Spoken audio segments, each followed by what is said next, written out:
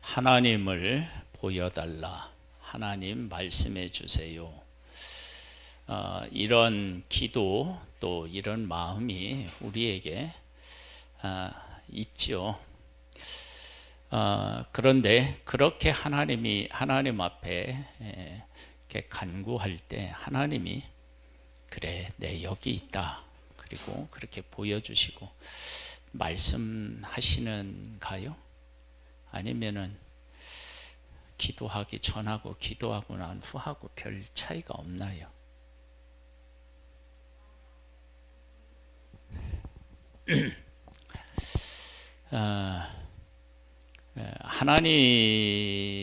하나님을 만나고 하나님의 음성을 듣고 이런 일들이 예수님 당시에 예수님을 놓고 예수님이 하시는 말씀과 사람들이 그 예수님에 대해서 알게 되는 것하고는 차이가 참 많아요. 뭐냐? 예수님은 오병이어의 기적을 베푸시고 난 후에 내가 생명의 떡이다. 그걸 사람들에게 어떻게 해요? 알려주고 싶으셨는데 사람들은 떡을 먹고 배불렀기 때문에 예수님을 찾았다 그래요. 그러면 예수님이 보리떡 5개와 물고기 2마리로 5,000명을 먹이고 또 12방울이가 남았다. 그때 떡은 양식이니까 그 양식은 생명하고 연결이 되잖아요. 예수님은 그 일을 통해서 내가 생명의 떡이다. 나를 먹는 자는 어떻게 해요? 결코 줄이지 않는다. 그렇게 말씀하셨다고요. 그것을 무엇을 통해서 말씀하셨다고요? 오병이어의 기적을 통해. 그런데 그 오병이어의 기적을 통해서 그런 예수님을 만난 사람이 사실은 없는 거죠. 요한복음에서 그것을 해석해 주시기는 하지만 다른 데서는 어떻게 해요? 해석 안 해줘요. 근데 사람들이 그렇게 하신 예수님을 보고 예수님의 생명이 떡이시라고 하는 사실을 알지를 못해. 그러면 예수님의 오병이어의 기적을 베푸셨을 때 예수님은 이미 말씀하신 건가요? 아닌가요? 예수님이 오병이어의 기적을 통해서 내가 생명의 떡이다. 그걸 말씀해 주신 거예요. 그 다음에 우리가 이제 그 민수기서를 지금 나누고 있는데 새벽에 민수기서를 이렇게 또 보면은 하나님이 아침마다 만나를 주셔요. 만나를 주시는 것을 성경은 어떻게 해석하죠? 사람이 떡으로만 살 것이 아니라 하나님의 입으로 나오는 모든 말씀으로 살 것이니라. 그러면 하나님의 백성들이 만나를 거둬서 양식으로 삼을 때 하나님은 그 양식을 통해서 하나님의 모든 말씀으로 우리가 사는 거지 그걸 배우기를 원하셨던 거예요. 그렇게 보면 하나님은 이미 하나님이 하신 일 속에 하나님이 어떤 분이신지를 말씀하고 계신 거예요. 그리고 이미 말씀하셨어요. 근데 그것을 아느냐 모르느냐는 이게 이제 또 다른 거예요. 그래서 오늘의 제목은요, 하나님은 하나님을 알리신다예요. 하나님은 우리에게 알리셔요. 그런데 우리가 그 하나님이 하신 일에서 하나님이 어떤 하나님이신지를 발견하지 못하는 경우가 참 많아요.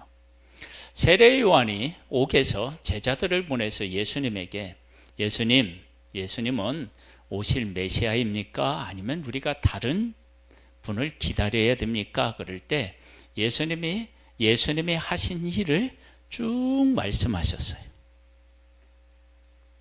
그러면 그 하신 일 속에 예수님이 메시아라고 하는 사실이 분명히 담겨져 있다라는 거예요. 그럼 그 이야기를 들은 세례 요한은 이분이 메시아구나 라고 하는 사실을 확신했겠죠. 근데 예수님은 내가 메시아라고 얘기를 하셨나요? 안 하셨나요? 안 하셨죠. 직접적으로는 안 하셨죠. 그런데 예수님이 하신 일을 말씀하시면 그런 일은 누구를 통해서 일어나는 일이에요? 메시아를 통해서 일어나는 일이니까 메시아라고 하는 것을 이야기한 거예요. 우리가 이런 것들을 통해서, 이런 일들을 통해서 하나님이 어떤 분이신지, 하나님이 무엇을 원하시는지를 깨달아 아는 것, 이것이 지혜고요. 그렇게 깨달아 알고 그 하나님을 믿고 신뢰하는 것이 이게 진정한 믿음인 거예요. 그래서 지금 여기 19장에는 뭐가 나오느냐면 붉은 암송아지로 제사를 드리고요. 그리고 드리고 난 그 죄를 어떻게 해요? 다시 간직하고 있다가 부정한 사람이 정결하게 될 그 죄를 사용할 것을 말씀하셨어요. 그러면 이것은 곧 뭐냐면 죽음으로 인하여 부정해지는데 그 부정해진, 죽음으로 인하여 부정해진 자를 정결하게 하기를 하나님은 원하셔요. 그러면 하나님, 죽음이라는 것이 사람을 부정하게 하는데 그 부정한 곳에서 정결하게 되기를 원하셨어요. 그러면 하나님은 죽음이라고 하는 것에 지배를 받는 것이 아니라 정결에 되어서 하나님하고 교통하고 교제하는 것을 원하신다라고 하는 것을 알 수 있어요. 그러면 하나님의 백성들이 다 죽잖아요. 죽을 때 이렇게 붉은 암송아지를 잡고 그걸 제사 지내고 그리고 그 죄를 간직했다가 정결하게 하는 일에 그것을 사용한다. 그렇게 하신다 그러면 하나님의 백성을 지금 광야에서 하나님이 치셔서 죽는 일이 있잖아요. 그런 일들을 보면서 하나님의 백성은 뭘 깨달아야 되느냐? 하나님은 사람을 죽이는 것이 목적이 아니라는 거예요. 왜? 정결하게 된다는 얘기는 하나님 앞으로 나올 수 있고 하나님하고 교제를 나눌 수 있다는 것을 전제로 해요. 정결할 때 그게 가능해져요.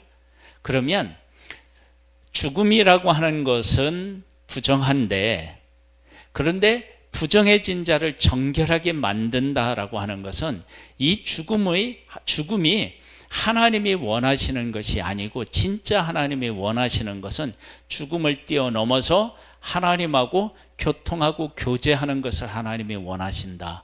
그렇게 하나님의 백성들이 깨달아 알아야 되는 거예요. 그래서 여기 보면 이렇게 나와요.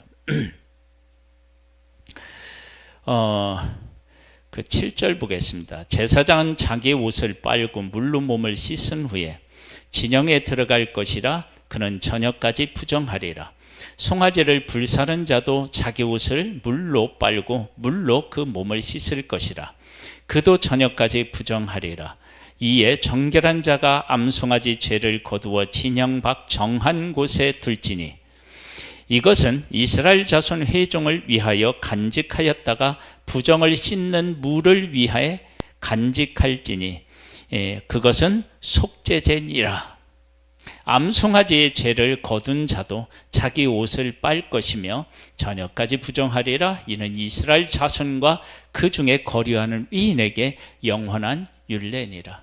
그래서 이런 일들을 통해서 하나님은 죽음으로 부정하게 되지만 부정한 상태에서 하나님 앞에 나오지 못하는 것이 아니라 죽음이라고 하는 것하고 관련되어서 부정해지지만 이것들이 해결되어서 하나님하고 교통하는 걸 원하시는 거예요. 그러니까 죽음이라고 하는 것이 그들에게 가장 중요한 게 아니고 하나님하고 교통하고 교제하는 것이 그 무엇보다도 중요하다라고 하는 사실을 보여주고 계셔요. 그런 것들을 알아야 돼요. 그래 여기 보면 11절에 보면 사람의 시체를 만진 자는 이래 동안 부정하리니 그는 셋째 날과 일곱째 날에 잿물로 자신을 정결하게 할 것이라. 그리하면 정하려니와 셋째 날과 일곱째 날에 자신을 정결하게 하지 아니하면 그냥 부정하니 누구든지 죽은 사람의 시체를 만지고 자신을 정결하게 하지 아니하는 자는 여호와의 성막을 더럽힘이라. 그는 이스라엘에게서 끊어질 것은 정결하게 하는 물을 그에게 뿌리지 아니하므로 깨끗하게 되지 못하고 그 부정함이 그대로 있음이니라. 죽음은 사람을 부정하게 만드는데, 그런데 하나님은 그 죽음 가운데 있지 않고 그 죽음으로 인한 부정을 깨끗하게 해서 하나님하고의 관계를 회복하고 하나님하고 교제 나누는 것을 하나님은 원하신다. 그러면 하나님이 진짜 원하시는 건 뭐예요?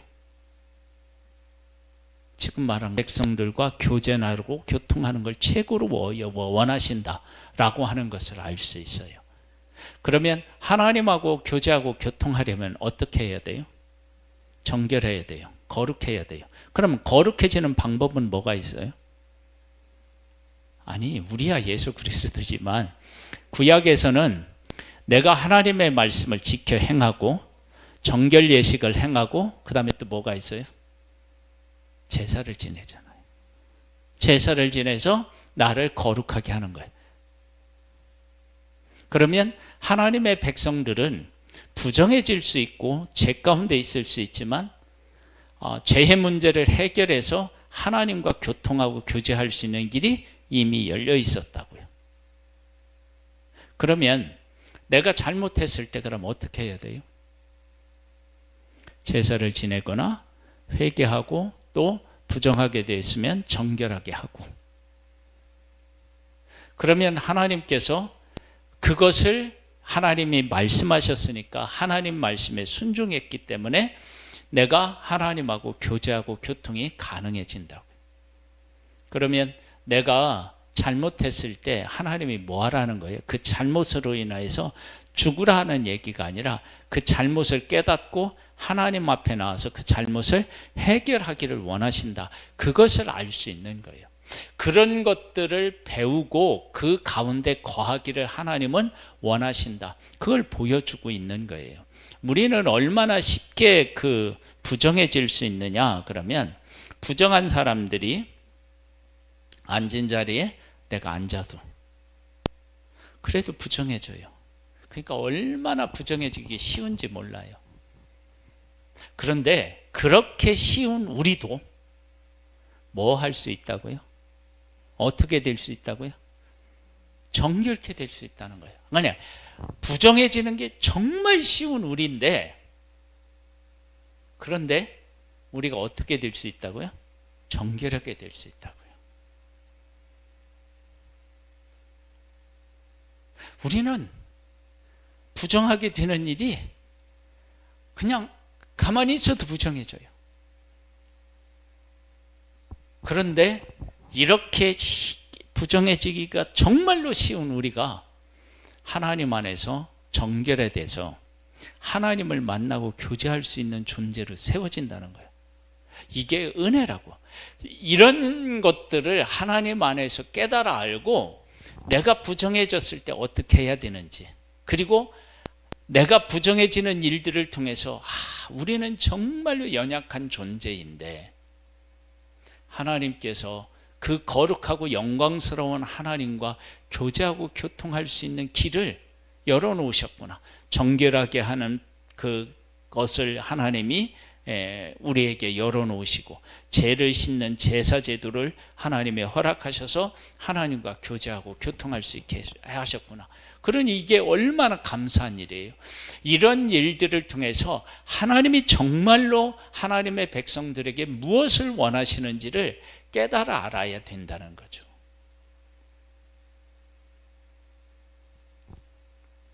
예수님이 오셨을 때 세 죄인들이 예수님에게 왔잖아요. 예수님이 그들하고 같이 식사도 하고, 그리고 사람들이 그들의 친구라고 여길 만큼 예수님은 그들하고 가까이 있었어요. 잘 한번 생각해 보세요.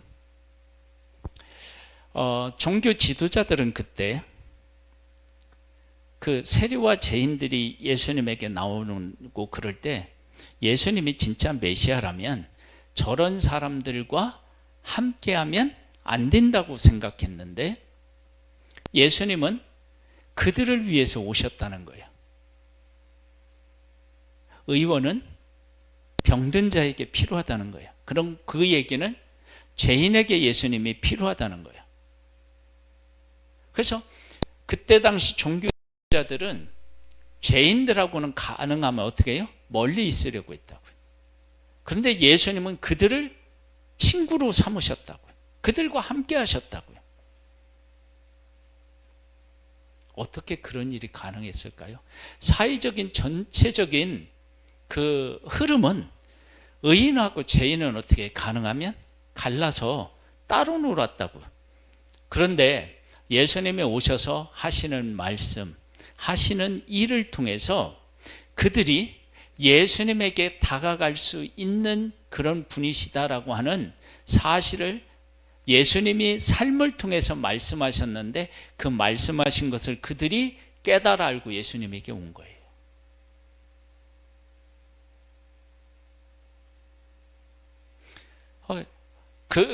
그렇게 되었을 때 어떻게 되었느냐?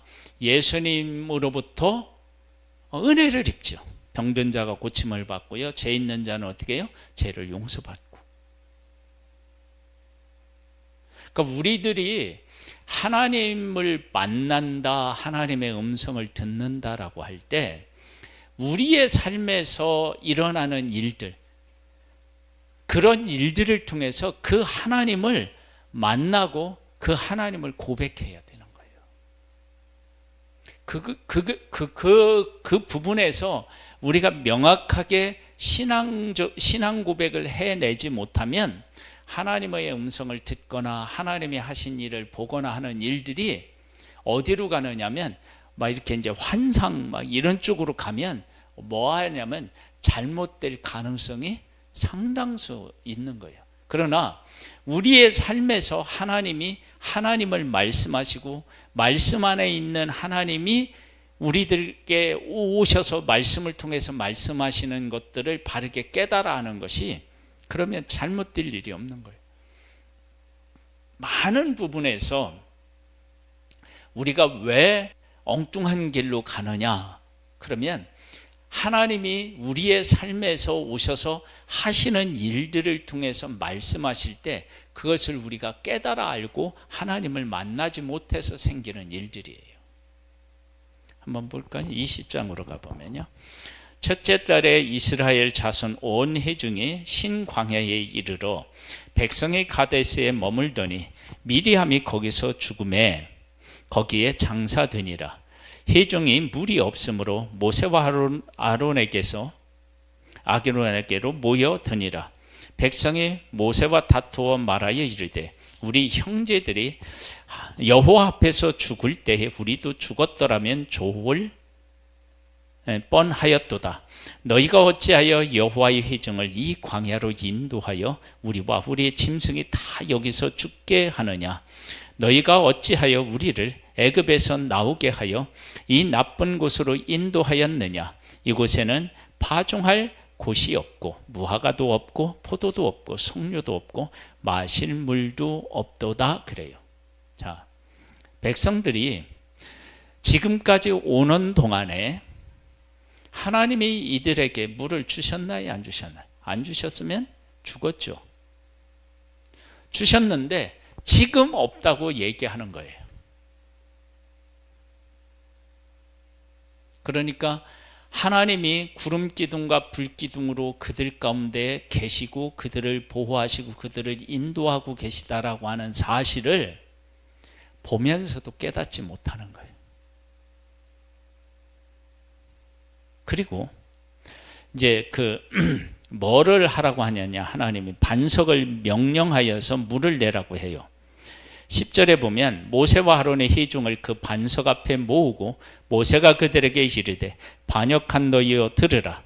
우리가 너희를 위하여 이 반석에서 물을 내랴 하고 모세가 그의 손을 들어 그의 지팡이로 반석을 2번 치니 물이 많이 솟아나오므로 회중과 그들의 짐승이 마시니라. 여호와께서 모세와 아론에게 이르시되 너희가 나를 믿지 아니하고 이스라엘 자손 목전에서 내 거룩함을 나타내지 아니한 고로 너희는 이 회중을 내가 그들에게 준 땅으로 인도하여 드리지 못하리라 하시니라. 그러면 이렇게 모세와 아론이 약속의 땅에 들어가지 못한 것은 하나님의 뭐를 나타내지 않았기 때문이라고요? 거룩함을 나타내죠. 여기서 거룩함은 뭘 의미해요?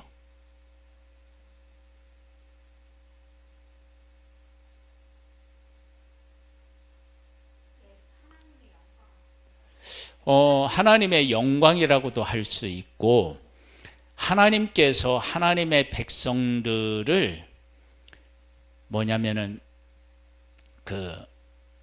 계속 치시고 죽이시고 그러셨잖아요. 그때 하나님이 그 백성을 미워서 그러신 적이 아니고 그들을 깨우치기 위한 것이다 라고 하는 사실을 알 수 있어요. 그래서 모세와 아론은 하나님의 백성이 계속 반역해서 하나님이 그들을 미워하시는 것처럼 생각했는데 하나님은 뭐예요? 아닌 거예요. 그래서 이 일을 통해서 하나님의 백성들에게 하나님은 어떻게 지금 말씀하고 계시느냐? 그러면 내가 너희들한테 화도 내고 너희들이 이렇게 고라 이 사람들이 반역했을 때 땅이 벌려서 그들을 삼키고 막 이러잖아요.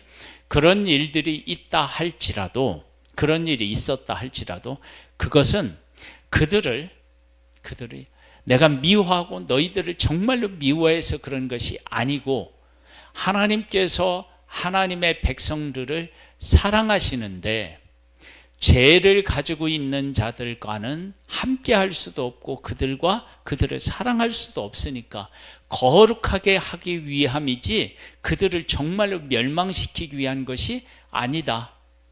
왜냐하면 하나님이 또 원망하는 그들에게 이번에는 뭐라고 말씀해요? 예전에는 어떻게 했어요? 이 백성을 향하여 막 하나님이 막 심판하실 것처럼 말씀하시고 그러셨는데 지금은 아니야. 그러면 하나님의 마음이 변했느냐? 아닌 거예요.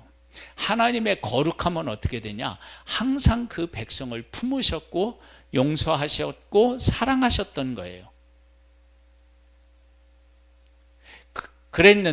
그렇게 하셨는데 하나님의 백성들에게 나타날 때에는 그런 하나님이 아닌 것처럼 많은 부분에서 나타나셨지만 실질적으로는 이 말씀을 통해서는 뭐예요?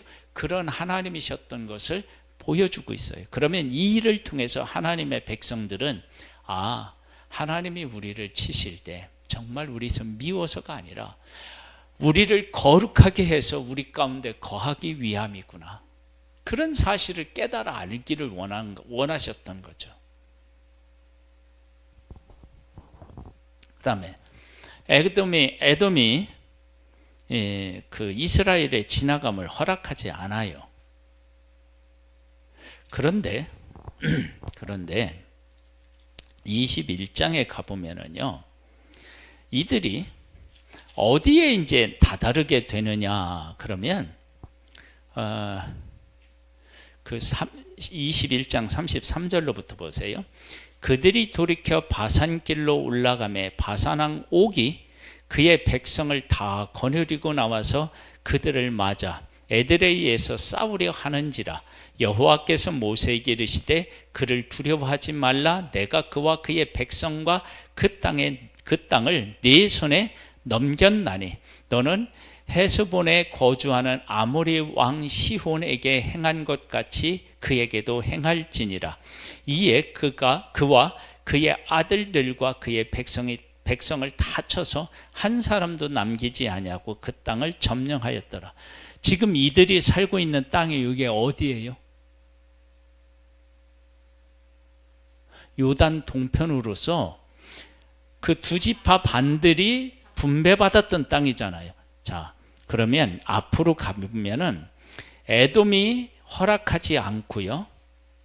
그렇죠?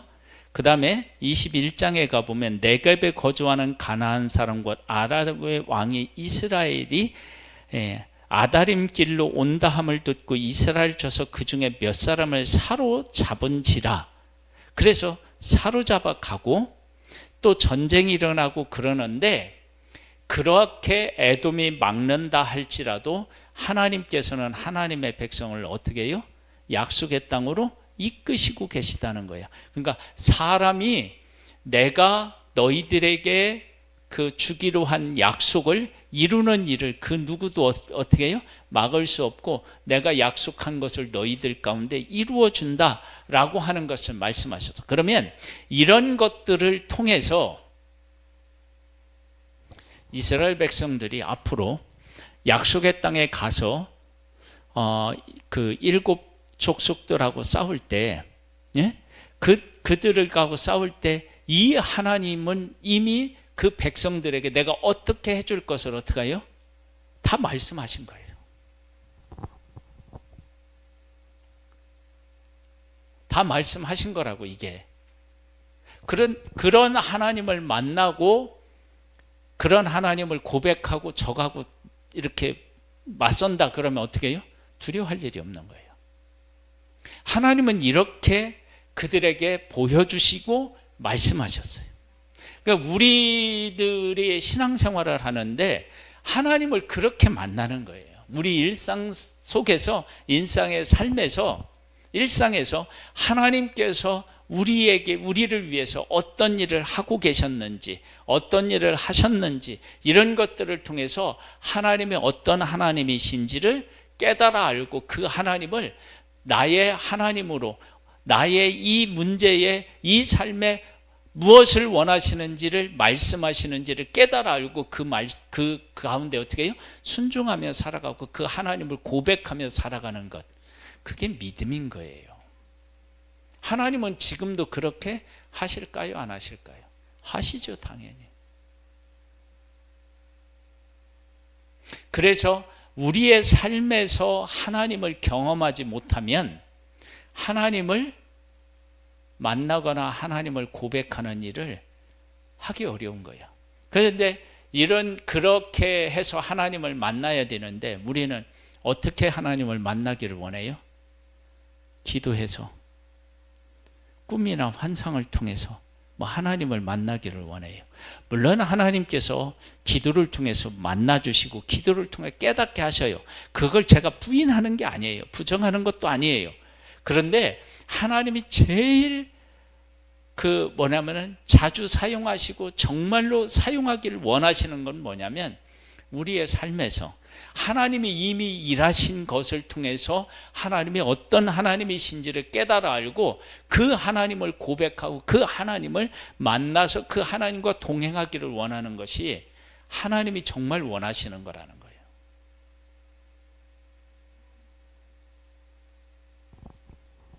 보세요.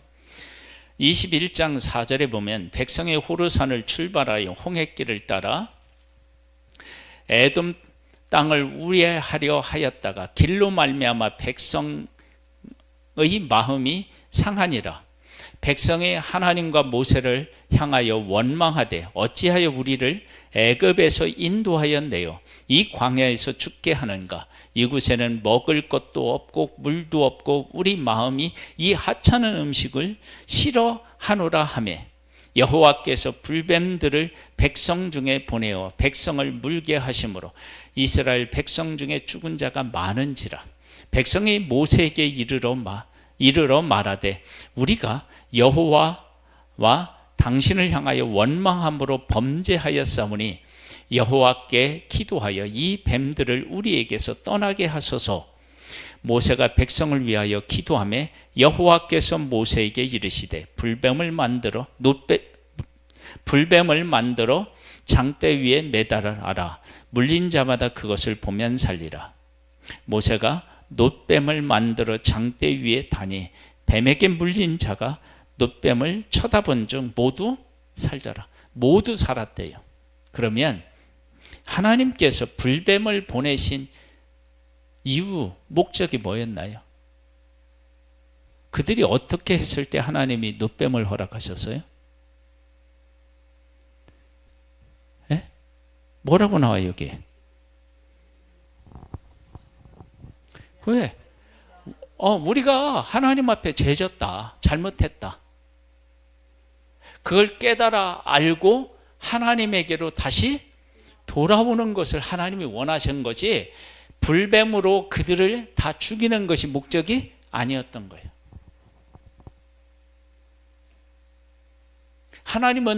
하나님은 그 일들을 통해서 하나님이 정말 원하시는 일이 무엇인지를 말씀하신 거예요.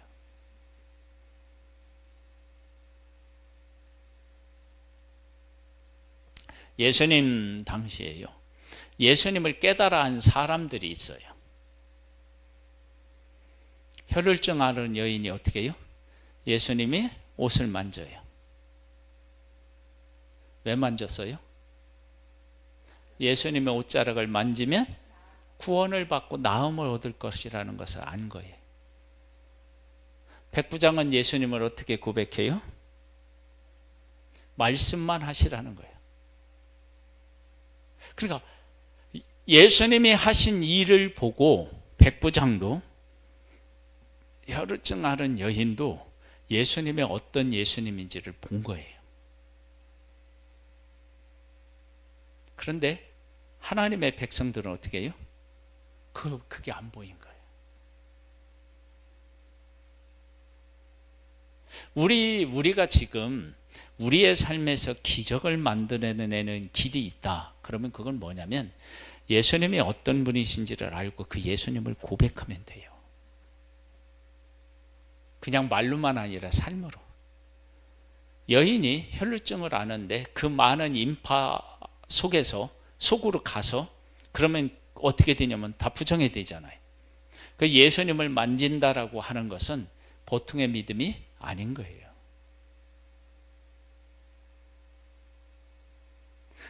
하나님은요, 하나님이 하신 일을 통해서 다 알려주셔요. 그 하나님을 만나야 되는 거예요.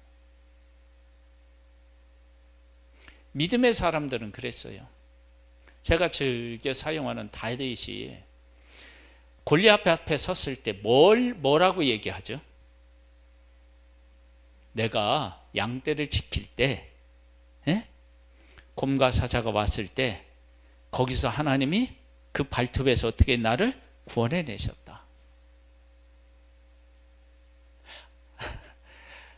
양을 칠 때 하나님이 자기를 구원해 내신 것을 누구 앞에서 지금 고백해요? 골리앗 앞에서. 근데 그 고백이 엉터리 고백이었나요? 아니에요. 그러니까 다윗은 양을 칠 때 만난 하나님이 골리앗 앞에서 만났을 때 하나님을 그대로 고백하는 거예요. 왜? 하나님이 어떤 하나님이신지를 알았기 때문에. 다윗이 왜 양을 지킬 때 목숨을 걸고 지켰을까요? 하나님이 주신 기업이에요, 그게. 하나님이 주신 거라고요. 그래서 잘 보세요. 다윗의 삶에 하나님 중심이라고 하는 것이 양을 지킬 때 하나님이 주신 기업으로 지켜요. 사울왕이 어떤 사울왕이에요? 하나님이 기름 부은 왕이에요. 곰과 사자에서 자기를 구원하신 그 하나님이 누구 앞에서? 골리앗 앞에서도 그 하나님이에요. 이렇게 하는 것을 이렇게 고백하고 그렇게 살아가는 거, 하나님 중심으로 살아가는 거라고요. 그러니까 하나님은 이미 다 말씀하시고 보여주셨어요. 근데 다만 우리들이 그 하나님을 못 만나고 그 하나님의 소리를 못 들었을 뿐이에요.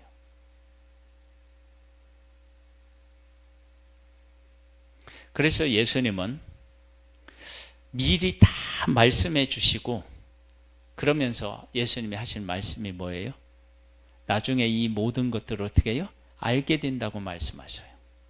그러니까 이미 알게 하셨다는 거야. 근데 그때는 깨닫지 못하다가 어떻게 해요? 나중에 깨닫게 된다는 거예요. 하나님은 하나님을 오늘도 알리시고 우리를 만나주시고 우리와 함께 하십니다. 그 하나님을 만나고 그 하나님과 동행하면서 복된 삶을 세워나갈 수 있게 되기를 주님의 이름으로 축복합니다.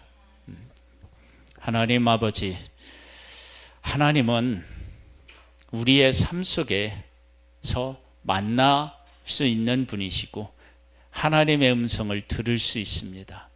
우리가 하나님께서 우리 삶에서 하시는 일을 통해서 하나님이 어떤 하나님이신지 무엇을 원하시는지를 깨달아 알고 그 가운데서 하나님을 만나 하나님과 동행하며 하나님이 기뻐하시는 일을 이루어 나갈 수 있는 복된 우리들 되기를 소망합니다. 예수님의 이름으로 기도드립니다. 아멘. 332